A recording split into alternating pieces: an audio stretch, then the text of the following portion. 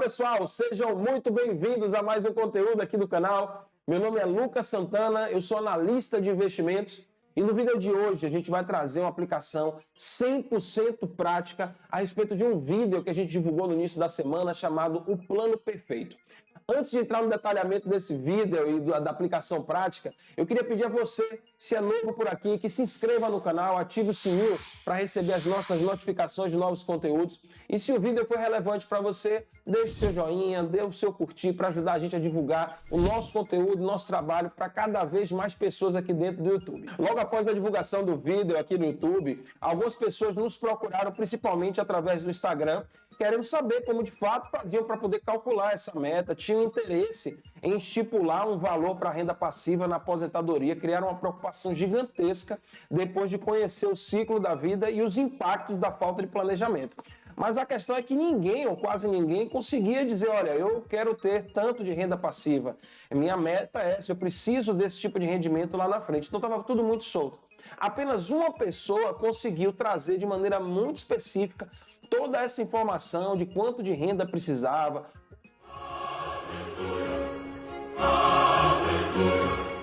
quanto ele queria deixar no final da vida para um filho. E enfim, nesse momento ele me provocou e disse assim, Lucas, você faz para mim? Eu disse assim, cara, eu vou parar e vou fazer, e a gente vai fazer um vídeo trazendo o ciclo da vida na prática. Você topa? Tudo bem, topo. Eu não vou poder revelar o nome da pessoa, então a gente nomeou ele como Jerônimo, tá certo? Vamos trazer as informações de Jerônimo agora na tela para vocês.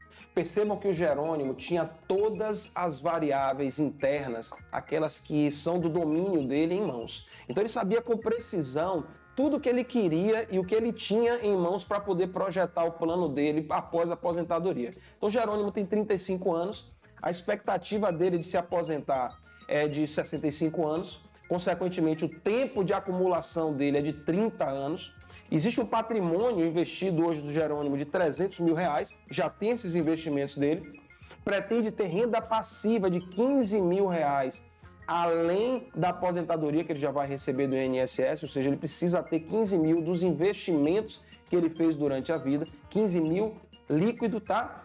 Tem expectativa de vida de 90 anos e a gente conclui com isso que de 65 a 90 ele tem 25 anos para desacumular, para utilizar desse patrimônio que ele construiu e pretende deixar R$100 mil para o seu sobrinho, no caso hipotético aqui do Jerônimo, tá certo? A gente precisa agora observar quais são as variáveis externas, aquilo que o Jerônimo não domina.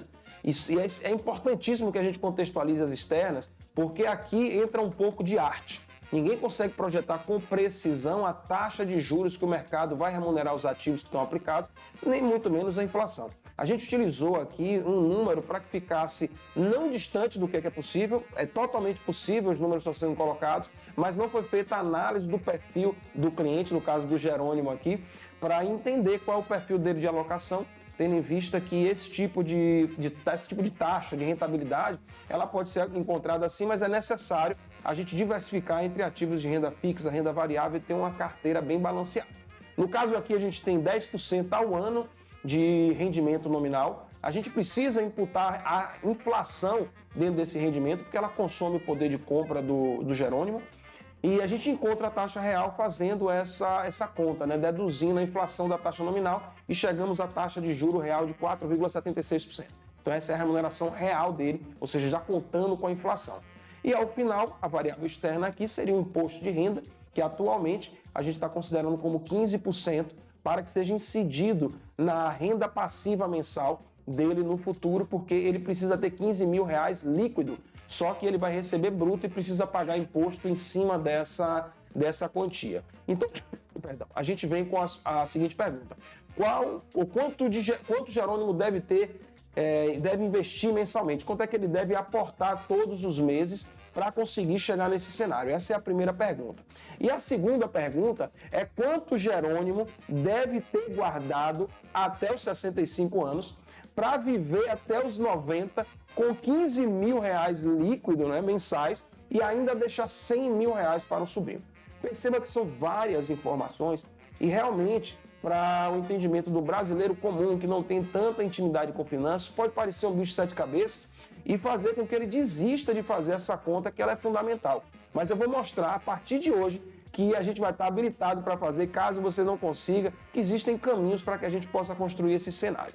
Então, com essas dúvidas colocadas, o importante é a gente observar algumas questões que estão aí no problema.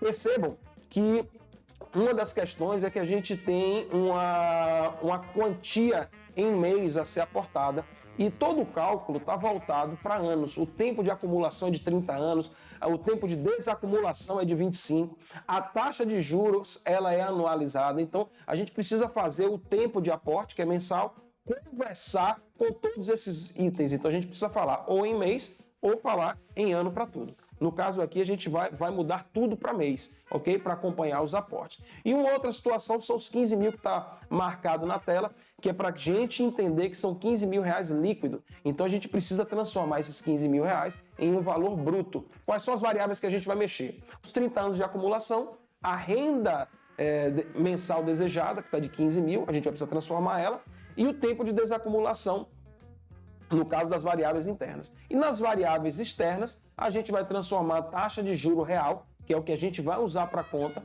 que ela está anualizada, a gente vai colocar tudo para mês e a conta vai ficar mais ou menos essa. O intuito aqui não é mostrar o cálculo de como isso foi feito, mas sim para que você que está assistindo agora tenha um entendimento de que é possível fazer o plano, tá? Então aqui a gente não vai entrar em aplicações matemáticas aqui para não ficar um conteúdo muito denso. Perceba que o tempo de acumulação saiu de 30 anos para 36 meses, a renda desejável passou de 15 mil para 17, porque a gente precisou colocar um imposto de renda de 15%, o tempo de desacumulação saiu de 25 anos e foi para 300 meses, e a taxa de juros real ela foi dos 4,17% para 0,3884 ao mês. Então, com isso aqui já resolvido, né, já equilibrado, a gente vai partir para poder fazer as contas agora com vocês. Vamos lá, vamos observar graficamente como é que a gente enxerga o patrimônio do Jerônimo, o que é que ele precisa fazer durante 30 anos e o que ele vai precisar fazer durante os 25 de uma maneira gráfica.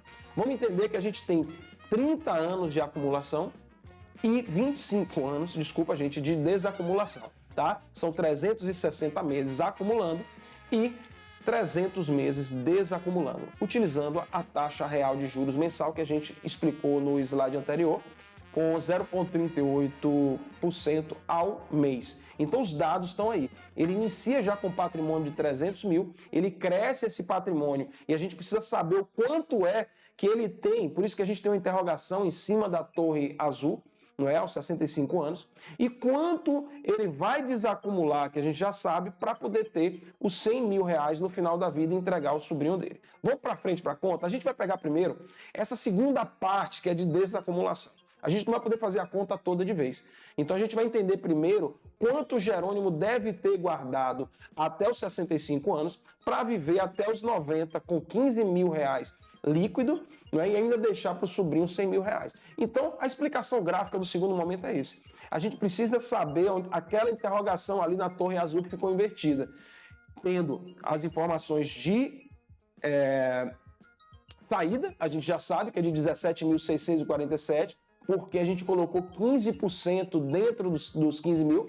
Então, o valor que ele precisa tirar, de fato, durante os 25 anos, durante os 300 meses, não é 15 mil. É 17.647, porque desses 17 ele vai pagar 15% de imposto de renda e vai ficar com 15 mil livre, líquido, para poder tocar a vida dele dos 65 aos 90 anos e deixar 100 mil. Então, todas as variáveis do problema estão aí, para a gente encontrar quanto é que ele deve ter com 65 anos. Para isso, a gente vai utilizar um instrumento que eu gosto muito, que é HP12C. A gente não vai fazer a conta aqui, nem demonstrar isso matematicamente, mas só as telas da HP que a gente utiliza, as teclas, né?